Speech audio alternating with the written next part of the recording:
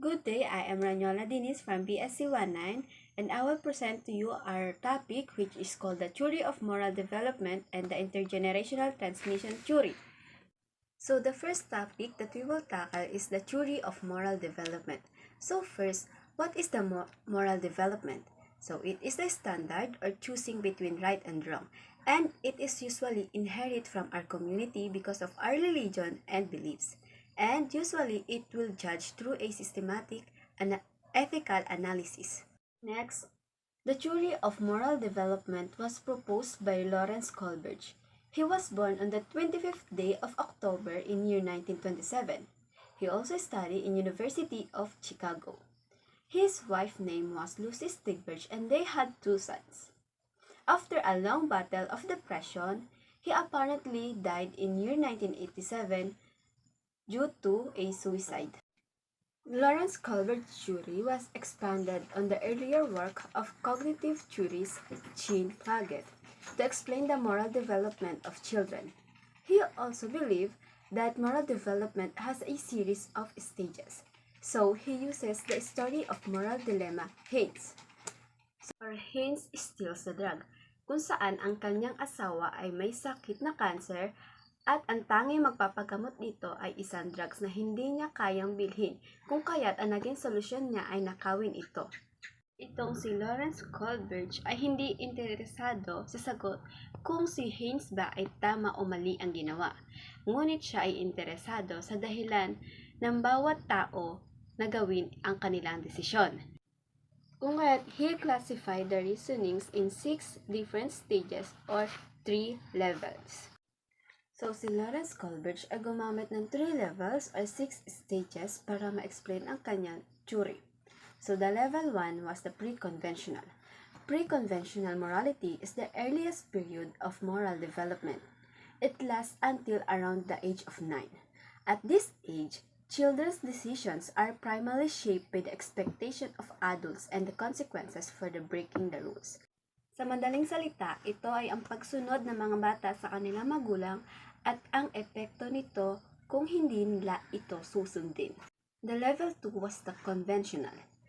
It was the next period of moral development, and it is marked by the acceptance of the social rules regarding what is good and moral.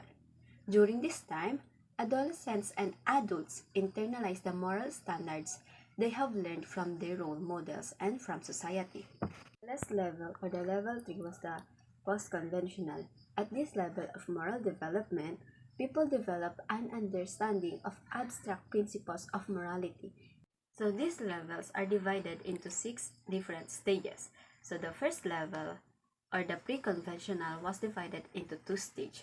The first stage was the obedience and punishment orientation.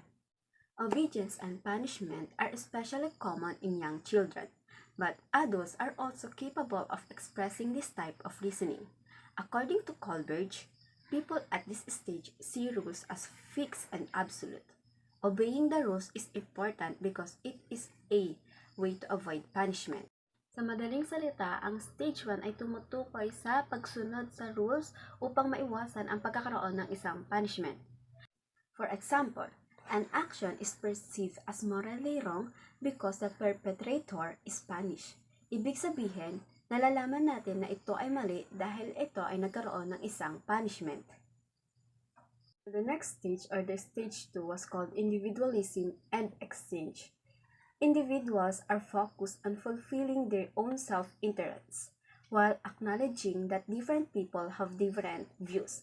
Ibig sabihin nito ay finufulfill natin ang sarili nating interest, pero hindi natin kakalimutan na suklian or bigyan ng exchange or kapalit ang ginawa ng isang tao sa atin. For example, you scratch my back, I'll scratch yours. Ibig sabihin, kung meron ako natatanggap sa iyo, ay meron ka ring matatanggap mula sa akin. Then, in conventional or in level 2, stage 3, maintaining interpersonal relationships. At this stage, individuals emphasize the importance of being kind to others, engaging in good behavior and showing concern for others. This stage includes a strong emphasis on gaining approval. Sa makatuwid, ito ay isang pagiging mabuti sa ating kapwa upang makuha natin or makamit ang approval ng isang tao. Next was stage 4, law and order. The individual is determined to obey the rules, focusing on the value that the law adds to human life. A person at this stage might argue that breaking the law is wrong because the law is designed rather to protect people. Stage 4, individuals focus on maintaining the social order and upholding cultural norms.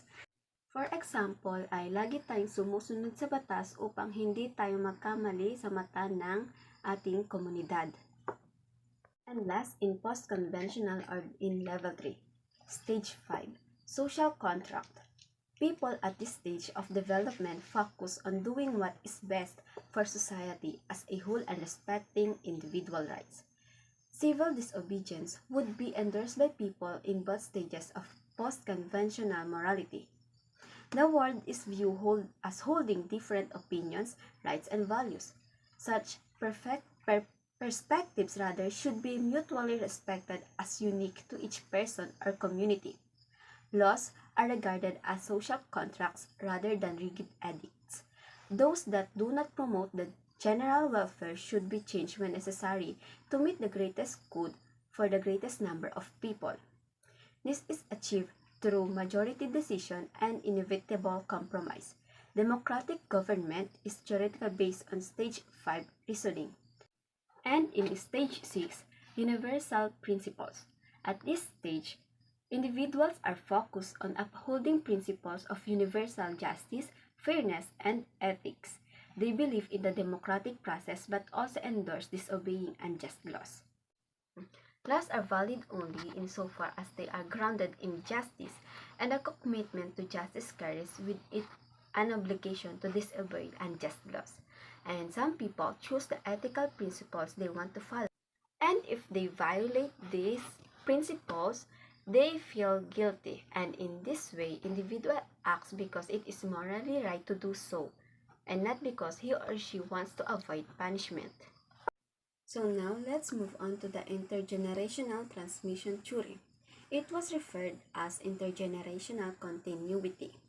Intergenerational transmissions of behavior can be wide-ranging from socioeconomic status, education, parenting behaviors, substance use, and to criminal behavior.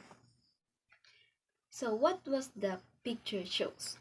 The picture shows a family, and what was the parents' role for their children's? So maybe the parents' behavior can adapt by the children's. Ang intergenerational transmission ay ang pagsasalin ng behavior ng mga magulang sa kanilang anak. Kaya ang chart ay nagpapakita ng parents' past experiences kung ang mga magulang ay nakaranas ng physical abuse, violence, aggressive, and attitude or pagkakaiba ng kanilang ugalian dahil sa pagkakatuto nila sa social ay maaaring ma-adapt din ng bata at ito ay maaaring lumpas bilang child maltreatment at ito ay magiging vice versa lamang kung ang bata ay magiging isang magulang rin.